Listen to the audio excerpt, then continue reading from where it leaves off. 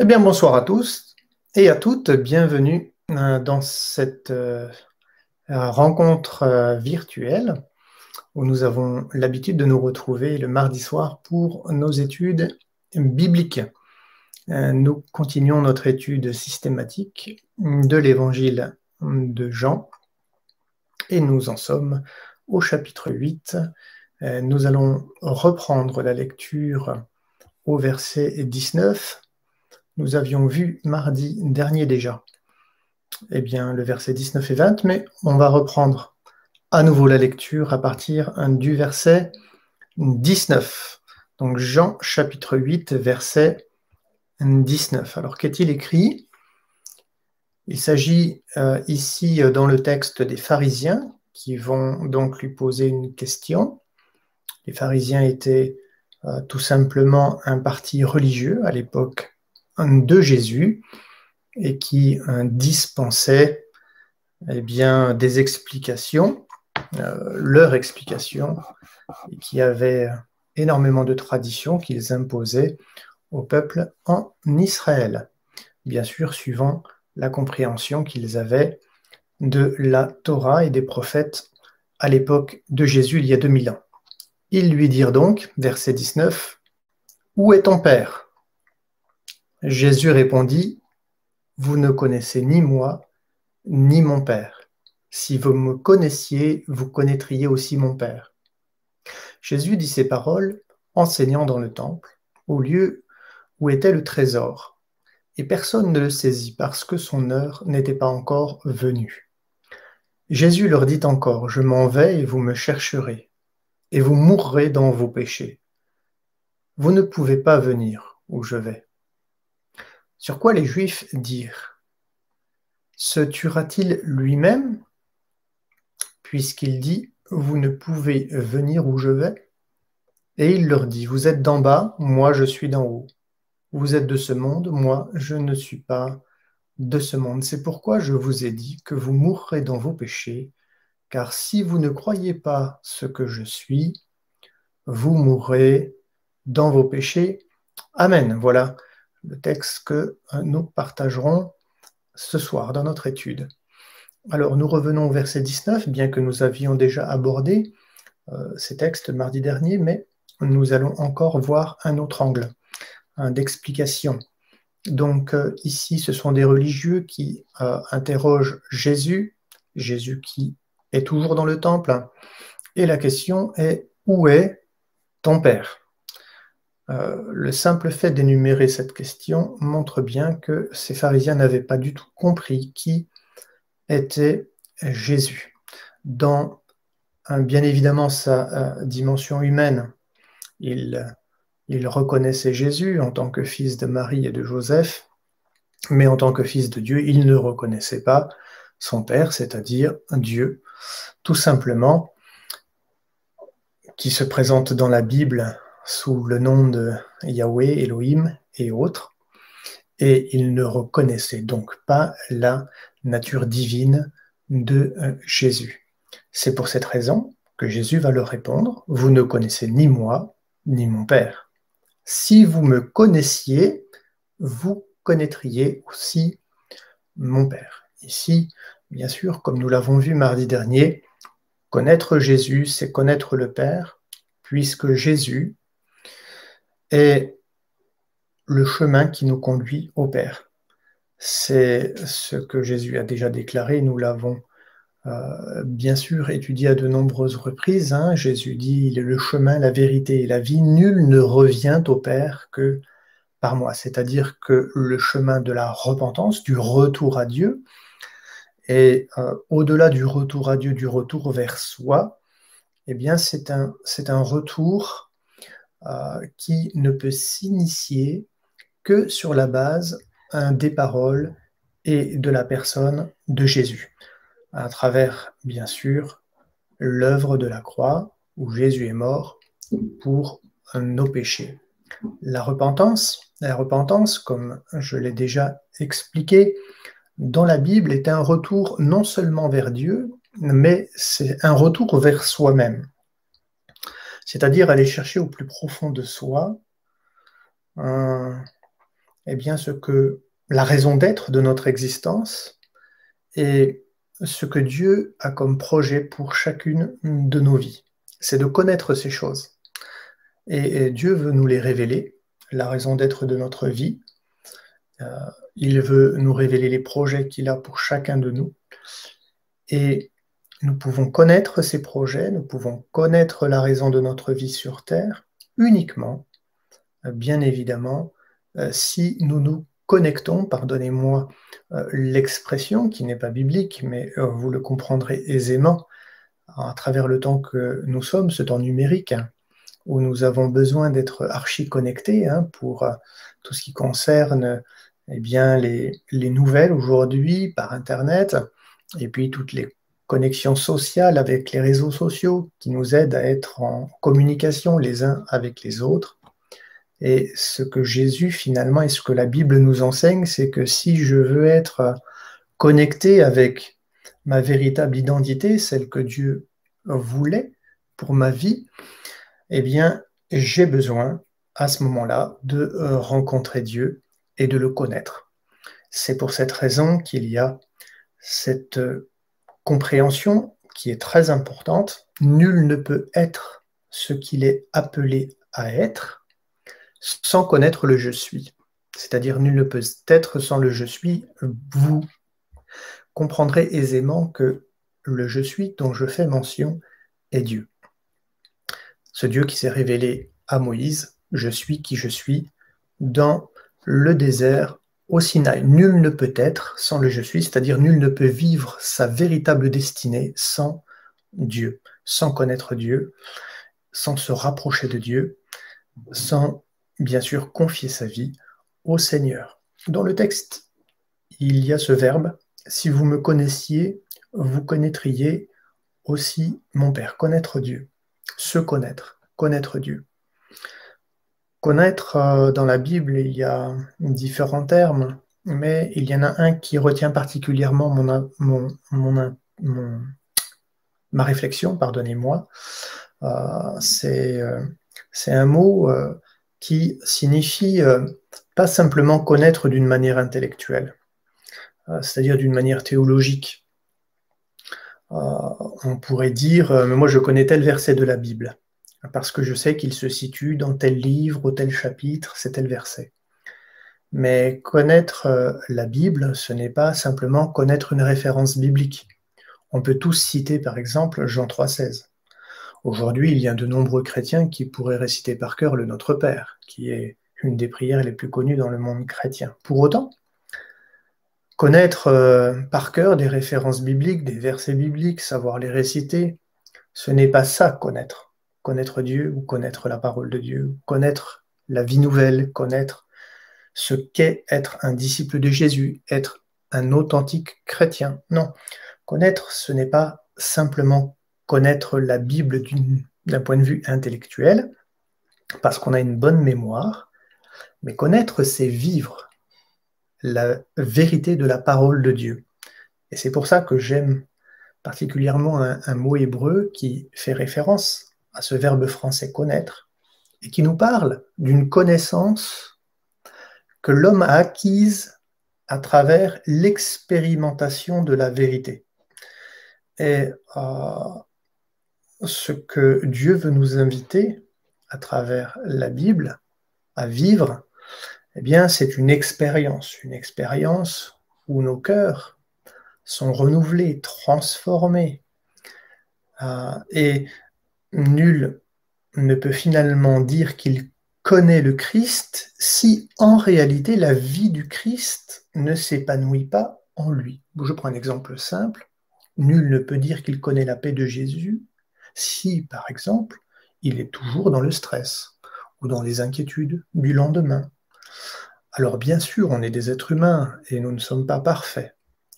Mais je le crois, plus nous tendons à vivre cette paix intérieure, par exemple, puisque c'est l'exemple que j'ai cité et je vous ai proposé, eh bien plus je suis dans cette paix intérieure, non pas parce que je suis indifférent aux réalités de ce monde, indifférent aux besoins des autres, ou même à mes propres besoins, non, pas du tout, je ne suis pas inconscient. Mais tout en étant conscient des défis, des dangers, des difficultés, des problèmes auxquels nous sommes confrontés, alors au lieu d'être dans l'inquiétude, mon cœur est dans la paix. Mon cœur est dans sa paix. C'est ce que Jésus a dit, hein, je vous laisse ma paix, je vous donne ma paix, celle que le monde ne connaît pas. Et effectivement, naturellement, il est difficile pour un homme d'être en paix lorsqu'il a des problèmes. Pour autant, eh bien, connaître Christ, c'est vivre, par exemple, de sa paix. Et plus la paix de Dieu grandit en moi, de sorte que quand je traverse telle ou telle situation, cela ne va pas m'accabler à outrance, même si l'inquiétude est naturelle, qu'on se comprenne bien. Mais est-ce que je vais être accablé à outrance par tels et tels événements de ma vie? Eh bien, plus je vais vivre ces réalités de ma vie dans la paix de Dieu, plus je vais connaître en réalité la personne de Jésus-Christ. Donc, connaître, c'est vivre dans la Bible, c'est expérimenter la vérité. Et donc, connaître Jésus, c'est expérimenter le Christ. Voilà ce que je voulais vous partager concernant le verset 19, et je voudrais vous encourager, parce qu'il n'y a rien de magique en soi, la vie chrétienne, être transformé à l'image de Jésus-Christ, n'est possible que dans la présence de Dieu.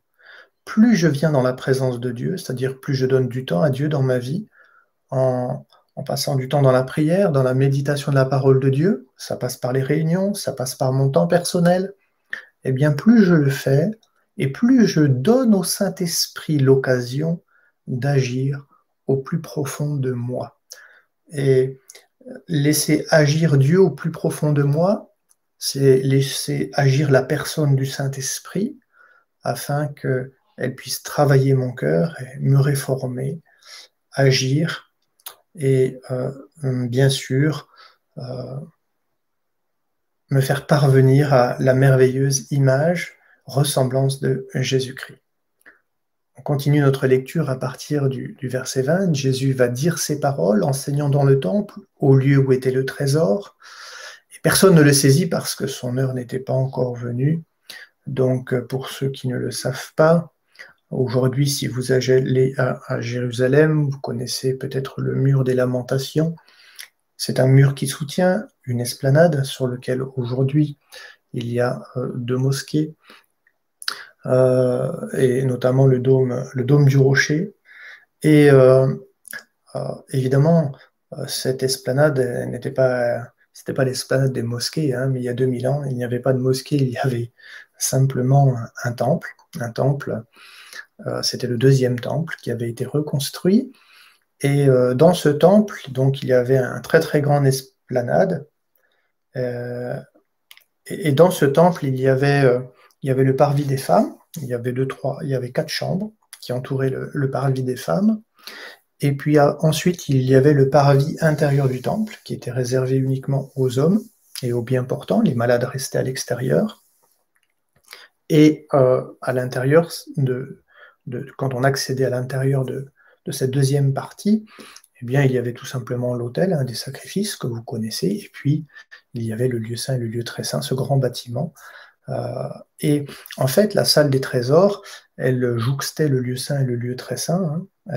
Elle entourait en fait le parvis, et c'est là que se trouvaient ces fameuses salles des trésors, là où était Jésus. Donc, Jésus va dire « je m'en vais », il va leur dire au verset 21 « je m'en vais ». Donc Jésus annonce qu'il va partir. Et bien sûr, ça signifie qu'il annonce qu'il va partir de ce monde, il va quitter ce monde. « Et vous me chercherez,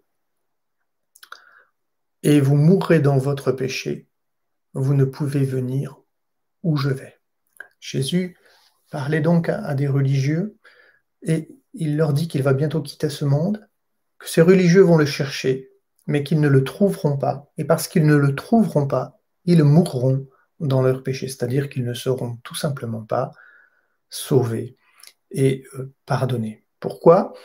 Alors, on pourrait s'interroger sur cette formule de Jésus, « je m'en vais et vous me chercherez ».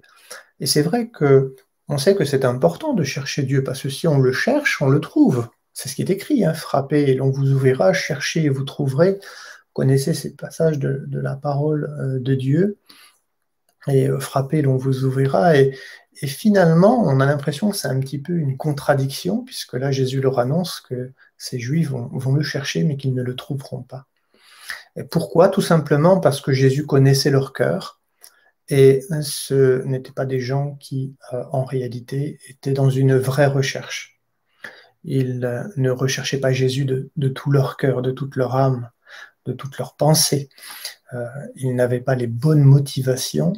Et c'est pour cette raison que finalement, on s'aperçoit que chercher Dieu dépend aussi de nos motivations. Si nous le cherchons avec des mauvaises motivations, eh bien, tout simplement, nous ne trouverons pas en Christ celui qui peut nous sauver. Finalement, jamais nous ne viendrons avec un cœur prêt à le recevoir pour ce qu'il est, c'est-à-dire le Sauveur du monde et notre Seigneur. Et parce que nous ne serons pas prêts à le recevoir tel qu'il est, eh bien Dieu ne pourra pas changer tout simplement et transformer notre vie. Il faut donc avoir un cœur sincère, un cœur honnête, un cœur bien humble, tout simplement, pour nous approcher du Seigneur. Et c'est dans cette mesure-là que, véritablement, en recherchant la vérité de notre vie, de la raison d'être de notre existence, en recherchant le plan et le projet de Dieu, eh bien, c'est en venant vers lui de tout notre cœur que Dieu aura la possibilité, à ce moment-là, de nous changer. Alors les Juifs vont dire, verset 22, se tuera-t-il lui-même? Finalement, est-ce qu'il va se suicider, Jésus? Puisqu'il dit, vous ne pouvez pas venir où je vais. Finalement, Jésus leur dit que là où il va aller, dans le ciel de gloire, il n'y a pas de place pour ce type de personnes-là, pour ces gens religieux qui, en réalité, n'ont rien à faire de la vérité, mais qu'ils occupent une position sociale, certes religieuse, mais surtout sociale, pour dominer sur les autres. Et comme vous l'avez compris, il n'y a pas de plus grand péché que de dominer sur les autres, que d'exploiter les autres, que d'exploiter le faible, le naïf, que d'exploiter la personne fragile pour bien tout simplement s'enrichir, réussir, tout simplement, voilà, et rechercher, je dirais, à avoir une position dans la société, comme on le voit dans ce monde de toute façon, hein, à travers les politiciens et autres, qui finalement ne font qu'exploiter les ressources et les personnes qui sont autour d'elles pour mieux réussir dans la vie sociale et professionnelle. Pour autant, le chrétien n'exploite pas les autres, il ne domine pas sur les autres, mais il est invité à servir les autres. Et c'est pour cette raison, ces gens-là n'avaient absolument pas la mentalité du royaume de Dieu, ce n'étaient pas des serviteurs de Dieu, ils se servaient simplement de Dieu et de sa parole pour dominer sur les autres. Et à cause de cela, eh bien, le royaume de Dieu ne leur est pas ouvert. Et Jésus leur dira au verset 23, « Vous êtes d'en bas, moi je suis d'en haut. » Effectivement, il n'avait pas compris que son Père était tout simplement Dieu, que Jésus était de nature pleinement divine et pas simplement humaine. C'est sûr que les hommes, nous, on vient d'en bas, on est de cette nature terrestre, mais Jésus n'est pas que de nature terrestre, il est surtout de nature céleste. Il est venu du ciel sur la terre, il est venu dans ce monde pour nous sauver. Et Jésus leur rappelle cette réalité à ces hommes qui, en réalité, ne croyaient absolument pas en lui. Il leur dira, vous êtes de ce monde, moi je ne suis pas de ce monde. Et c'est pour ça qu'il va leur dire au verset 24, vous mourrez dans vos péchés, car si vous ne croyez pas ce que je suis, vous mourrez dans vos péchés. C'est terrible d'entendre cela. Il s'agit de croire ce que Jésus est. J'aime bien cette autre traduction, c'est pourquoi je vous ai dit, vous mourrez dans vos crimes, donc c'est une traduction de Jean-Claude Tresse-Montant, car si vous n'êtes pas certain qu'il est vrai que c'est moi, vous mourrez dans vos crimes. Si vous n'êtes pas certain. Ici, il ne s'agit pas simplement de croire comme je crois que mon boulanger fait du bon pain, comme je veux croire que le poissonnier vend du bon poisson frais, que mon coiffeur me coiffe bien. C'est pas ce genre de croyance dont il s'agit. Que mon facteur, voilà, c'est un homme honnête et qui me met le courrier dans la bonne boîte aux lettres. C'est pas ce genre-là de croyance dont il s'agit, hein, bien évidemment.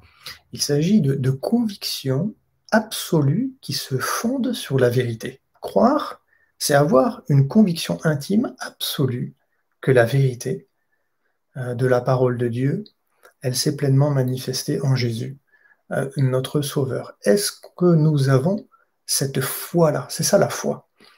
La foi, c'est la certitude objective, consciente, que nous avons pu vivre, que nous avons pu expérimenter cette fameuse connaissance.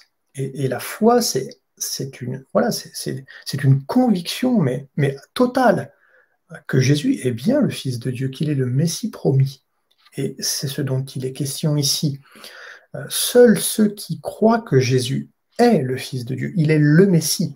Parce que, bien sûr, si nous remettons ce texte dans son contexte, il y avait une espérance messianique extrêmement forte, hein, de la venue du Messie en Israël à cette époque-là.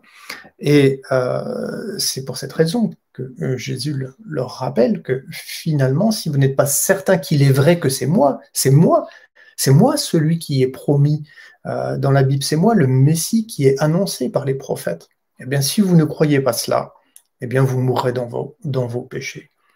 Et cette phrase, elle est vraiment importante à comprendre, importante à réaliser pour chacun de nous. Parce que cette phrase marque que celui qui n'a pas la foi, il ne peut pas être sauvé. Ça nous ramène à ce que l'apôtre Paul a écrit. Hein. C'est pas grâce que vous êtes sauvés par le moyen de la foi. Certains vont dire, oui, c'est par grâce que je suis sauvé. Et puis, on arrête le verset, de citer le verset, on ferme la Bible, et puis c'est bon, quoi. Finalement, c'est par grâce que je suis sauvé, donc voilà, merci Seigneur, tu as accompli l'œuvre à la croix du calvaire, je suis pardonné de mes péchés, Amen. Ce n'est pas ça. Une vie chrétienne authentique et avoir la foi authentique, pas du tout. Hein. La foi, c'est une démarche personnelle, c'est relationner avec Dieu, c'est marcher avec Dieu, c'est être un disciple de Dieu et reconnaître que Jésus est le Sauveur et nous soumettre à sa volonté, la rechercher tout notre cœur. Et c'est ça la foi. Et c'est avoir cette certitude absolue que cette vérité, elle est en lui parce que nous l'avons vécue d'une manière personnelle et intime. Donc, que Dieu nous accorde la grâce de vivre la vérité, d'être dans la vérité, et de ne pas simplement citer une vérité, parler d'une vérité, mais finalement d'une vérité qui nous est totalement étrangère. Parce que si c'est le cas, comme ça l'était pour les pharisiens, qui pourtant étaient des docteurs de la loi, qui connaissaient la vérité de la Torah, qui connaissaient les écrits, qui connaissaient eh bien, les livres des prophètes, et pour autant, ils ne vivaient pas cette vérité. Il n'y a rien de pire que finalement être dans une religion. Non, Dieu veut que nous soyons les uns les autres dans une authentique relation, une relation qui nous libère, comme nous pourrons le lire mardi prochain. En tout cas, que Dieu nous aide les uns les autres à nous poser des bonnes questions sur le sens de notre vie chrétienne, sur est-ce que j'ai la foi ou est-ce que je n'ai pas la foi? Est-ce que je suis certain de qui est Jésus pour moi et est-ce que je le vis jour après jour? Si ces vérités s'inscrivent en nous, dans notre démarche personnelle avec Dieu, alors oui, nous vivrons éternellement. Mais si, bien évidemment, malheureusement, cette vérité ne trouve pas un écho favorable dans notre cœur, cette parole, nous ne la vivons pas d'une manière personnelle, parce que nous n'ouvrons pas notre cœur à Dieu, parce que nous ne nous humilions pas devant lui, parce que nous ne confessons pas nos péchés, nous ne lui demandons pas pardon. Alors, eh bien, cela signifie que nous mourrons dans notre péché. Que Dieu nous aide à bien comprendre cette vérité et que tous ceux qui ont l'occasion peut-être de m'écouter ce soir en direct, ou ceux qui auront l'occasion d'écouter en rediffusion ce message, puissent faire le choix de chercher Jésus de tout leur cœur, de l'accepter pour sauveur, pour maître, et de prendre ce temps qui est si nécessaire pour vivre la vérité de l'Évangile, ce temps de notre intimité personnelle avec Dieu qui est incontournable si nous voulons être de véritables disciples et chrétiens, en expérimentant la grâce de Dieu. Que Dieu vous bénisse. Salutations à toutes vos familles. Nous aurons bien évidemment la joie de nous retrouver en jeudi soir à 19h30. Ce sera pas du live, ce sera une rediffusion parce que je serai en déplacement. Et puis, par contre, nous nous retrouverons dimanche pour le live, pour notre culte. Voilà, je vous souhaite une bonne fin de soirée. Salutations à toutes vos familles. Que Dieu vous bénisse, frères et sœurs. Au revoir.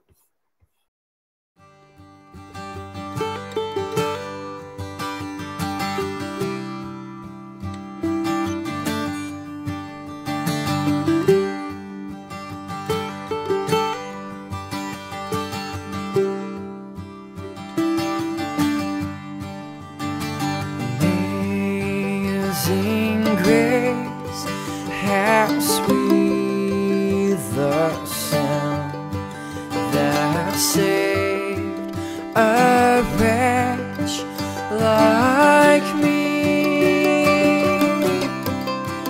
I once was lost, but now I'm found.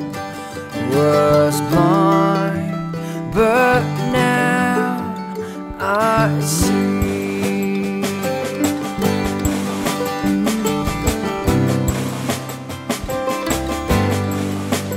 'Twas great